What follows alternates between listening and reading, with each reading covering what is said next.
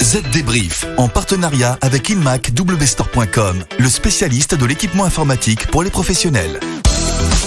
Hello tout le monde, nous voilà de retour avec Estelle pour tout d'abord vous souhaiter une très belle année et plein de bonnes choses pour 2021. Et aussi bien sûr pour vous présenter les dernières infos de la transformation numérique. Évidemment. Alors David, quel est le programme de cette semaine ? Eh bien on va parler de ce gros chèque dédié à l'informatique quantique française. Pourquoi et quelles sont les promesses dans ce domaine ? On voit ça dans un instant. Puis il sera question de nouvelles attaques de DDoS. Les attaques par déni de service, en ce début d'année, elles repartent de plus belle. Ensuite, écoutez bien, dans le Z Débrief, on verra les effets du pyjama sur la productivité des salariés et sur leur santé mentale en période de télétravail. Oui, ça a intéressé des chercheurs.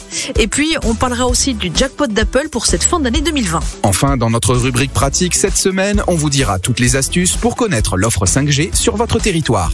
Un programme chargé. Allez, le Z Débrief, c'est parti. Les dernières infos.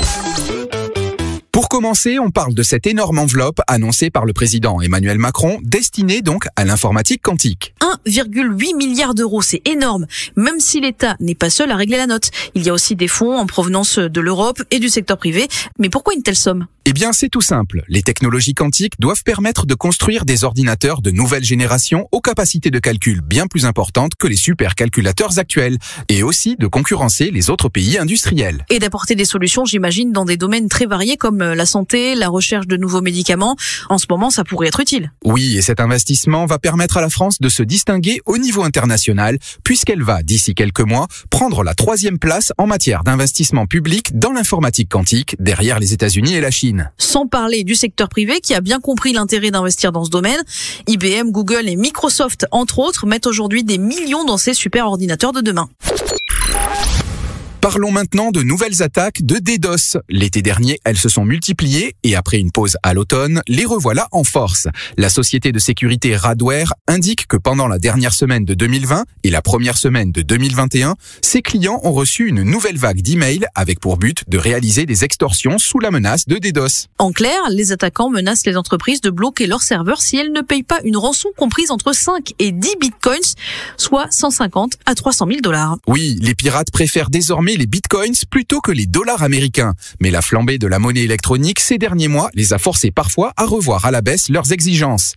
Les victimes n'ayant pas les moyens de suivre la progression du bitcoin. Concernant les attaques en elles-mêmes, Radware prévient, elles peuvent durer jusqu'à 9 heures et atteindre 200 gigabits par seconde de débit.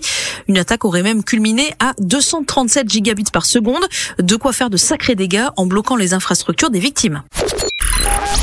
Allez, plus léger maintenant, sachez que des chercheurs australiens se sont penchés sur, tenez-vous bien, l'impact du port du pyjama sur la productivité au travail et la santé mentale, David. Ils révèlent que plus de la moitié des personnes interrogées admettent que le télétravail accroît leur productivité. Mais un tiers d'entre elles avouent aussi que travailler à la maison altère leur santé mentale. Sur la question du port du pyjama, le sujet qui vous intéresse, David, sachez que parmi les participants qui ont indiqué porter un pyjama pendant la journée au moins une fois par semaine, 59% admettent que leur santé mentale s'est détériorée.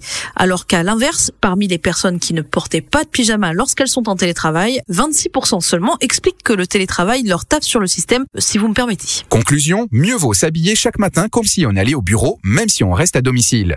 Autre enseignement de cette étude, la présence d'enfants en bas âge ou en âge d'aller à l'école nuit de manière importante à la productivité des salariés qui travaillent à domicile. Pas vraiment étonnant. Mais l'étude montre tout de même que les causes les plus fréquentes de perturbation des visioconférences ne sont pas les enfants, mais les problèmes de connectivité Internet.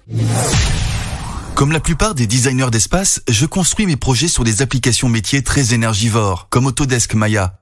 J'ai choisi de m'équiper de la nouvelle station de travail mobile HP ZBook Create. La raison ? Pour se projeter, mes clients ont besoin d'une immersion 3D de très haute qualité. La station HP ZBook Create intègre un processeur Intel Core i7 de 10e génération et une carte Nvidia GeForce taillée pour la 3D.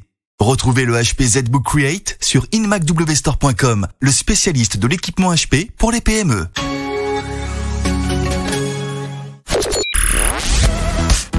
Le chiffre marché. Le chiffre de la semaine est un record. 1 milliard d'iPhones sont actuellement en service dans le monde. Tout va bien donc pour l'entreprise à la pomme. Oui, puisqu'au dernier trimestre de 2020, Apple a enregistré un chiffre d'affaires record de 111,4 milliards de dollars et un bénéfice en hausse de 35%. Le directeur financier, Luca Maestri, explique que ces excellents résultats sont dus à une croissance à 2 chiffres dans chaque catégorie de produits et sur l'ensemble de la planète. Les ventes internationales ont représenté 64% du chiffre d'affaires. Il s'agit là du premier rapport financier de la société depuis le lancement du dernier modèle d'iPhone, le 12, mis en vente le 6 novembre dernier. Parmi les autres produits phares du trimestre, citons le lancement du nouvel iPad Air, de la puce M1 et des nouveaux ordinateurs Mac qui l'utilisent, ainsi que des écouteurs AirPods Max, des nouveaux équipements qui ont donc remporté un franc succès. Ça peut toujours être utile. Allez, pour finir, quelques conseils pour ne pas céder aux sirènes de nos opérateurs téléphoniques, David. Depuis quelques semaines maintenant, de nouveaux forfaits mobiles compatibles avec la 5G sont en vente. Il s'agit là de la dernière génération de technologies mobiles, mais encore faut-il que le réseau soit adapté pour en profiter. Selon les derniers chiffres livrés par l'ANFR, le gendarme français des fréquences, 18 039 sites 5G étaient autorisés au début de l'année en métropole. Et pour savoir si vous pouvez bénéficier de la 5G, il va vous falloir consulter des cartes. Vous avez tout d'abord les cartes mises à disposition par les 4 opérateurs, mais attention, elles sont peu précises et même rarement réactualisées. Mieux vaut donc se tourner vers les cartes de l'ARCEP. Le gendarme des télécoms propose une plateforme qui permet d'avoir plus de détails sur les sites mobiles déployés sur le territoire. Il donne aussi des détails techniques sur le fonctionnement des sites mobiles aux alentours, ce qui peut se révéler bien utile pour avoir une vue prospective de ce que sera la connectivité d'une zone dans les mois à venir. Allez, dernier outil, les plateformes de cartographie mises en place par les acteurs privés de la mesure du réseau mobile. À ce titre, l'outil développé par nPerf, l'un des leaders du secteur, se révèle facile à prendre en main et assez graphique pour donner une bonne idée de l'état de la connectivité 5G sur le territoire. Vous l'avez compris, c'est notre outil favori. Et voilà, le Z Débrief, c'est terminé pour aujourd'hui. On vous quitte, mais on se retrouve la semaine prochaine. Et si d'ici là, vous voulez en savoir plus sur l'actualité du numérique, une seule adresse, zdnet.fr. Et n'oubliez pas de vous abonner au podcast Z Débrief sur vos plateformes de podcast habituelles. À la semaine prochaine. Z Débrief, en partenariat avec InMacWstore.com, le spécialiste de l'équipement informatique pour les professionnels.